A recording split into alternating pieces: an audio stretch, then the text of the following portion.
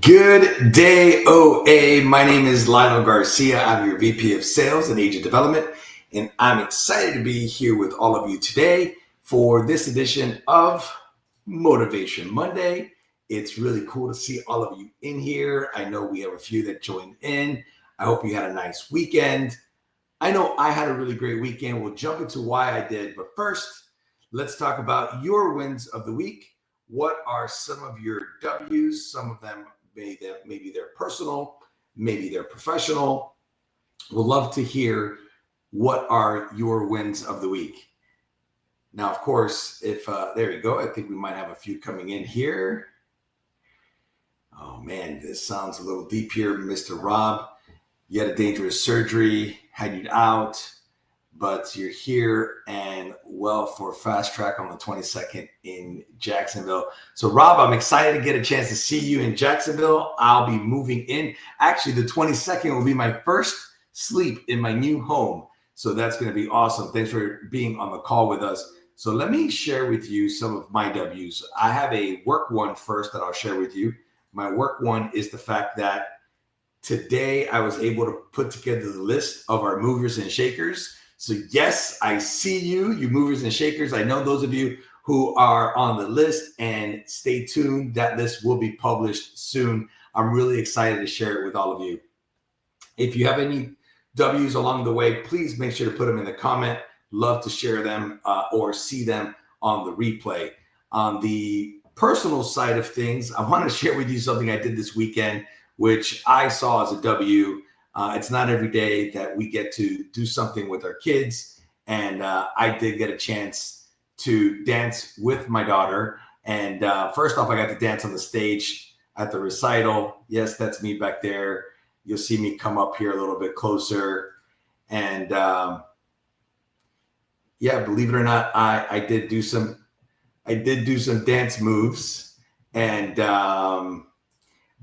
you know what, nobody cares to see us and the dads, but I will tell you, it was really neat to see as many dads you saw dancing, because there are a lot of dads that participated in this. And I don't know, listen, when I grew up, dads didn't do these kind of things. At least my dad didn't. And so I thought it was really neat to get a chance to do this. My daughter, Grace, has been dancing for 10 years now. And she loves it. I love seeing her dance, and it was really a great time. So that's my win, my W, my personal W. I know some of you have some other ones you want to share. I love the one that was shared earlier.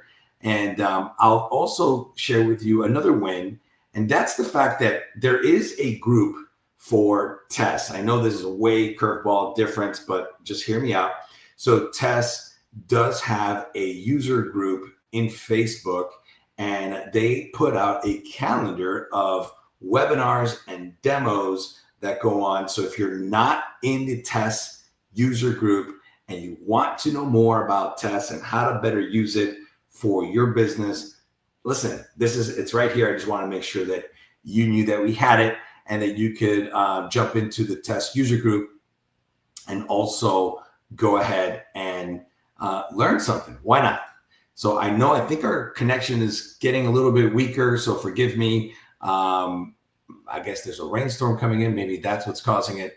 But every single week, we like to talk about another topic. And this week is no different. We're going to talk about creative problem solving. So I'm sure you've been stuck on a problem before, feel like there's not a solution. So how about we start thinking outside the box? And let's come up with some innovative solutions that might be able to work for us. So the first one that we're going to jump into is called brainstorming. I know this is probably simple, and you know how to brainstorm, or maybe you do brainstorm, but what is it really? It's generating a lot of ideas quickly. So no more than 10 minutes. It's a lot better if you're working with more than one person. It may even be valuable to take somebody who's not in the industry to help brainstorm with you, because they might eliminate some of their biases and come up with some great ideas. And don't forget that in this particular situation, quantity is over quality for sure. So just jump in and throw anything on the wall. That's what's important. The next one that we're going to talk about here as a creative strategy for problem solving is going to be mind mapping. So what's mind mapping? Mind mapping is a visual tool where you organize all your thoughts and connections to one central point, and then you branch out related ideas or subtopics for as possible solutions. So you put it in the middle where you're trying to achieve, and then all these other ideas that come in. Now, there are some tips, some tools that are out there that maybe you want to try. I have not tried them, but it came up in my research. XMind, MindMeister, and you know what? You know what we do at OA? We use the good old whiteboard. So in our war room, we have a whiteboard. If you've ever come into our office, you've seen it. We do all of our mind mapping that goes on in the war room on a whiteboard. It's quite simple. Next up, we have the SCAMPER technique. I have never heard of this, but in my research, I learned about the SCAMPER technique, and I thought you might find it helpful. S stands for substitute, C, combine, A, adapt, M, modify, P, put to another use, E, eliminate, and R, reverse. This is a great checklist-based method to spark some innovation, to get some thinking going. And really, I think it's kind of neat, this whole put to another use, or even better, eliminate, to kind of do things in reverse. I think that's quite interesting and a unique way to see solutions or see a problem. Now, the next one is going to be reverse thinking. Reverse thinking is another one that I thought was pretty unique and different, is when instead of solving the problem directly, you think about how the problem was caused, and then you reverse those ideas. This really is going to help uncover those assumptions and anything that you might have overlooked. So reverse thinking is just a really unique way to be innovative, strategic, and really come up with a better solution, another way to discover the answer that you're looking for. Now, the last creative problem-solving solution that we're going to cover is the 5 whys. And this one's really interesting because I was going to say, it's like your toddler, but honestly, I have a son. His name's Grant. I'm sure you guys have heard of me talking about Grant. And Grant loves asking why. And so how you use this strategy is you ask why 5 different times. So why is this project delayed? Well, because we missed the deadline. Well, why did we miss the deadline? And then you continue to go on and on and on until you reach the 5 W's, the 5 whys. And this will really help you, again, see things from a different light, and really sometimes maybe even see those blind spots that you're trying to hide or you're creating as blind spots because you don't want to see them. And we all do this. So I think the 5 whys can be really helpful. Now, here's a real life example, and forgive me if I do read a little bit on my notes, but I just wanted to go through a real life scenario that you're in, and maybe you have a scenario and you want to share it here in the comments. Feel free to do that. But here we go. So here we're talking about a destination dilemma scenario with Jasmine. She's a travel advisor who specializes in luxury getaways, and one of her high profile clients wants a last minute exclusive vacation during peak season. But guess what? Like luck would have it, every destination is either fully booked or outrageously priced. Are we not in that situation right now? The client wants something unique, private, unforgettable already, and only wants to give you about a week to plan this whole thing. So let's go ahead and put this creative problem solving tools in action. Number 1, brainstorm. So Jasmine starts to list every possible destination, including lesser known luxury spots. She also brainstorms experiences rather than just locations. Like she starts thinking about private yachts and charters, glamping, cultural immersions, and then she switches into mind mapping, and she creates a mind map with the client's preferences right at that center, right? What are the client's preferences? Privacy, luxury, nature, exclusivity. Now from there, she branches out into destinations, accommodations, experiences that matches those values.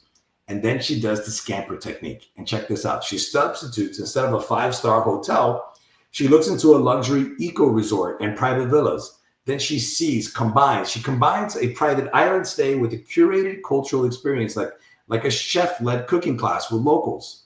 And then she does adapt, where she adapts a yacht itinerary to include secluded beaches and snorkeling spots. M, she modifies. She modifies the trip to include a wellness retreat and adding value and uniqueness. And then she puts to another use. She repurposed the corporate retreat package that she's seen before, and she packages it into a personalized luxury experience. E, she eliminates, she cuts out the tourist heavy areas and ensures privacy. R, reverse, instead of planning around a destination, she plans around the experience and found a destination to match. In the result, check it out. Jasmine booked a private eco-luxury resort in Belize, and with a custom itinerary, private chef, helicopter tour, reef diving, and a Mayan ruins excursion. Now, this client is blown away and refers 3 new clients in a month. That sounds pretty cool, right? Ideal. Obviously, it puts a real life scenario into ease, but you can do this as well. So now, here's your call to action. Which one of these techniques are you going to try this week? Do you have one that you've done before? I would love to hear how it worked out. If you haven't, which one do you want to try? Because we're always put into problem-solving scenarios every single day of the week for sure. Now, is there one that you're more excited to try? I think the 5 whys is one that I would dread, but I would be excited to see how it go into action.